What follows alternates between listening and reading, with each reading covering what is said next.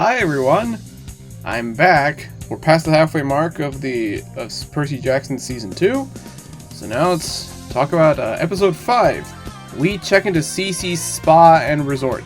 I've noticed, compared to a lot of the other episodes, this one has more deviations from the book than I remember from the other episodes. And we'll see how these turn out. So we start off, we're at the last episode, at the end of the last episode, Percy and Annabeth and Clarice and Tyson were on this large iron ship, and the ship blew up because they got sucked into a cyclone. And Percy and Annabeth somehow wake up at a spa and resort run by Cece, or as we soon find out, it's Circe, the sorceress that Odysseus encountered during his voyage. They think Tyson and Clarice are dead, and by the way, Tyson is not in this episode. So that thing I was a bit concerned about with last time, that they're thinking, oh, is Tyson gonna be dead? This whole, oh, is he actually dead? Yeah, apparently they're doing that. He's not dead, of course. But yeah, how Circe works into the plot is a little different this time. So Circe here runs a spa and resort that is held by all sorts of demigods. Apparently, because the sirens are right outside, she's training them to leave the sirens. However, something's a little fishy. I mean, we see one guy. Oh, I forgot his name. Stavros. Yeah, I think that's his name. Who's super brave, and he's I'm leaving this place, and so he goes out. Unfortunately, he steers right into the siren's path, and as Percy and Annabeth see through the telescope, or whatever that. What's the pirate version of a telescope called? Is it just called a telescope? I don't know. But yeah, and the sirens eat him. By the way, the sirens in this show are basically weird coral rock creatures, which is weird because in the art, Greek-inspired art, we see them as how they're usually depicted, kind of like mermaids. That's weird. I don't know how I feel about that. So Circe is hey, we have this little recovery program sort of thing, and if you we've got to help find out what your fatal flaw is, and we got to train you up to get past it so you can get past the sirens. Of course, Percy and Annabeth are very suspicious, because why wouldn't they be? They haven't seen this before, and everyone's acting a little too not cheery, but they seem a little too comfortable there. They go up to with Circe. By the way, Circe, who plays her? I forget. Name's Rosemary DeWitt. Oh, she's in the TV show Standoff. Okay. She definitely looks older than I initially expected. Obviously, that doesn't really have anything to do with her acting quality. I think she acts the part pretty well. I don't know, it's just something that I just thought was a little strange. Circe's story is a little different here. So in the, I'm just gonna, there's another subplot with Clarice in here, but I'm gonna just talk about that later. In the book, Circe just doesn't like men, which wasn't the case in the myths, since, after she turned Odysseus's friends into pigs, Odysseus threatened her, and she was alright, I'll let you leave, but you have to stay with me for a year, and you have to sire me some sons. And he was okay. So I don't know where the whole hating men thing came from in the book. She's not like that at all here. No. Circe is, apparently her fatal flaw is empathy. Because she likes taking care of people so much, but people heroes see her as sort of an obstacle, so they just want to get out, and so she's trying to keep them here. It's an interesting take. It's very much not what she was in the original Odyssey, but it does sort of make her a more complex character than what we saw in the book. So I'd say I enjoy this change fine. I mean, she's still a villain, because when Percy finds out what she's trying to do, she uses magic to turn him into a guinea pig, and puts him in all the animals that she has, which are of course people transformed, are apparently oh my god, what's the word called? It's what's it called? A service, not service animals. It's pet therapy animals, I think. I don't remember. I know it's a real thing, because I remember in the book, she said she was gonna sell Percy to a kindergarten class or something. And by the way, yeah, and this is where we sort of find out Percy and Annabeth's sort of fatal flaws. Which Percy, I don't think he finds out this specifically until book 3. I think Athena's the one who tells him. But Annabeth her fatal flaw is pride, which, yup, child of Athena, that makes complete sense. Part of it's because she just really wants her mom's approval, and she already said she's way more afraid of disappointing her than dying. Which, alright. And Percy's is, personal loyalty, that he might, like, sacrifice the entire world to save a friend.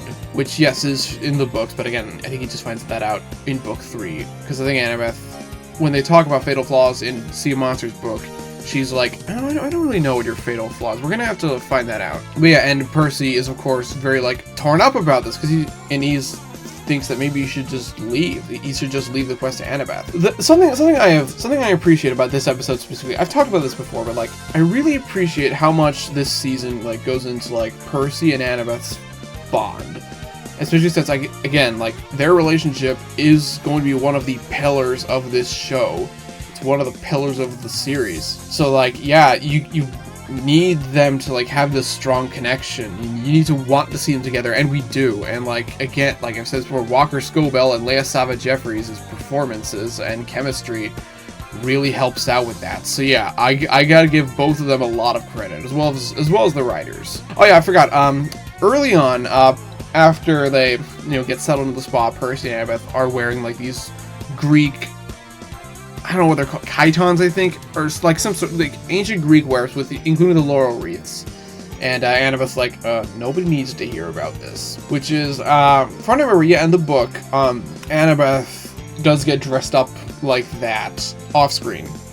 And she hates it because she despises like dressing nice and wearing makeup. And so yeah, this is sort of a nice, sort of way to put that in there. We'll also make it humorous. They get into their regular clothes again shortly after. But yeah, Annabeth talks to Circe, but while she's doing that, she's slowly sneaking over to like the cage where Percy the guinea pig is. And after she like sort of puts together the pieces, again, very nice way of showing her cleverness. And she like takes out the bottle of vitamins that Hermes gave them and throws them all in. Percy and the other guinea pigs eat them. And Percy turns back to his normal self. And the other guinea pigs in there were actually Blackbeard the pirate and his crew. Okay, this is also in the book, and Blackbeard still eats like a whole stick of celery. Circe runs away, and like the pirate stays after her.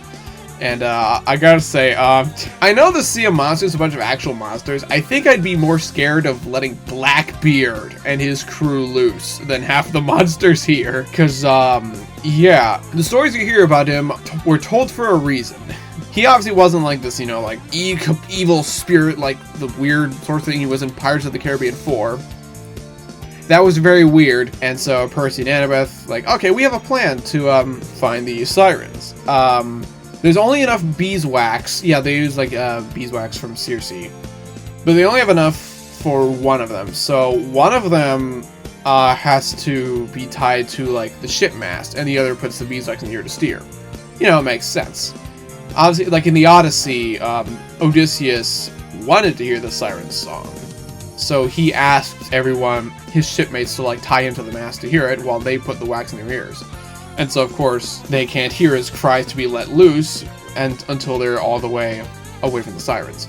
That's sort of what happens in the Sea Monsters book, where Annabeth, wants to hear it because, pride. Here, they're both like, oh, okay, so neither of them want to hear it because they know what will happen. But after Annabeth ties Percy to the pole, which is sort of a reverse of what happens in the book, Annabeth doesn't put the beeswax in her ear because the sirens are like they're too close to the sirens, and the sirens are showing her like a vision. And in the book, Annabeth's vision was of like this whole large city that like apparently she constructed. And but yeah, as I should point out, the sirens thing is that it's not just that their song is beautiful, but that their songs sort of create a whole vision of what you want to see, sort of like Mysterio's illusions in Spider-Man Far From Home. And presumably the comics, I don't know, I haven't read any Spider-Man comics with Mysterio in them. And I guess the Spider-Man 2 video game, although those are technically portals. In here, like, it's Annabeth is like in a sewer, but she's seeing like Grover trying to like mediate a confrontation between Percy and Luke. So it's like she's seeing her like 3 best friends, like, and she has to like help them out. However, she isn't completely fooled, as we see her then stab fake Percy and Luke, who of course are sirens. But then the Grover impersonator, who is of course another siren, attacks her, and then someone jumps down and kills it. And at first, I didn't recognize who it was, because she was dressed sort of weirdly. Turns out, that's Athena. She doesn't look anything like... She's not dressed how the character is, so I wouldn't know it was her, if, Annabeth didn't, call her, Mom or something. But that's actually part of the illusion, too. Again, kind of like Mysterio in Far From Home, faking his own, faking, Nick Fury shooting him. That's nice. I really like these sort of double illusion things. As Athena, it turns out to actually be a siren here. And that's when Percy, who apparently didn't see anything from the sirens, he cut himself loose from the pole with Annabeth's knife, which is how Annabeth cut herself free in the book. Jumps in the water because, son of Poseidon. He grabs Annabeth, I think he stabs the last siren. I don't remember. And, he drags her into the water, and they get back on the boat, and, they go. Percy says something about how Annabeth sort of inadvertently protected him. I don't know how that works. Maybe I missed a line or something. But yeah, again, them sort of inadvertently helping each other, again, goes to strengthen their relationship that, is a really big part of this series. The method of how Percy wasn't able to, see the sirens because Annabeth did something, I don't know, is a little confusing, but again, I think it helps strengthen their relationship. And so, after they passed the sirens, they found out, oh, we're at the coordinates, and there's Polyphemus' island. And that's where the episode ends, from their perspective. But Clarice has her own sort of side thing, as I said earlier, where she wakes up. She landed on Polyphemus' island, so she didn't have to do anything with the sirens. There she sees, the golden fleece. But, she gets caught in one of those, rope tree traps. You step in, a loop, rope catches around your ankle, rope's attached to a tree, and you spring up like that. Apparently Polyphemus, the Cyclops, does those. And, that rope is very thin. How the hell does he do that with his large hands? And he catches her in a net and throws her there. And we can see Grover again after missing from, 1 or 2 episodes. So yeah, Clarice spends, her entire episode with Grover as they try to, escape. And don't worry, Grover is in the dress the entire episode. And I gotta say, he looks pretty good in it, honestly. Arion and Samadri wears that very well. They try to, escape. There's a hole in the top of Polyphemus' lair where they can see the golden fleece. So they, Grover, because he's a satyr, he gets the help of a tree up there. So he attaches the rope to a tree so Clarice and then himself can climb out. However, the tree, sort of, breaks because it's not used to holding, Clarice's weight. That sounded strange, but, I don't know how better to describe it. And then, Polyphemus is coming, so, Clarice, I guess, was knocked unconscious by that. So Grover has to, hide her under some stuff. But then, Grover forgot to put his veil back on. So Polyphemus is like, "You're no Cyclops." And then when Clarice wakes up and crawls out from under, I think it's a wagon, she hears, Grover's, voice. Is what are we supposed to, do? Grover... I think they have a conversation about, how Clarice is sort of distraught that, her sailors all die. She's like, I promised them I would never, let another man die under my watch. And so, shows that she is sort of torn up about how Percy and Annabeth might have died, from what she knows. And then she's like, wait, Grover, where are you? Because all she's hearing is his voice. But since she's, opens, the sort of, closet, and Grover's actually all tied up in there. And the person she was actually speaking to was Polyphemus, who, remember, Cyclopses can imitate people's voices.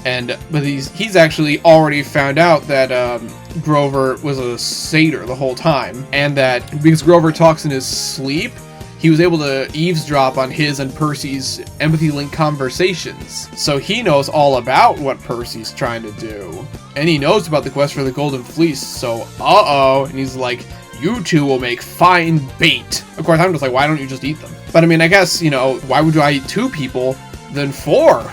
And so, this is definitely a change, because, Polyphemus in the original story and in the book wasn't that smart. He legitimately thought Grover was a lady Cyclops, and that his satyr scent was actually satyr-flavored perfume. sent it. I'm dumb. But no, here he's actually kind of smart, and I kind of like this. Like, not only is it an effective turn on heads for people who are familiar with the character, but, you know, it makes him a much more threatening presence. Though I'm not sure how this is going to work when we get to the next episode, if they're going to do something that I think they're going to do. But he does make a point where, like, Polyphemus may be blind, but he can still smell and hear. He is a little smaller than I expected. That is something I noticed. But yeah, and so yeah, that's where this episode ends. And the next episode, episode 6, is probably going to be entirely the showdown with Polyphemus on the island. And the episode is called Nobody Gets the Fleece, which, if you're familiar with the story of the Odyssey, you probably know where this is going. So yeah, I'll see you next week for that, assuming I don't get other videos out before then. This will be fun. I do think this is probably the best episode of the season so far. I think it has, like, because it has, like, the strongest, like, development and the strongest, like, pacing between the two stories. So yeah, here's where it gets, like, very, very good now. So yeah, I'll see you then. Bye.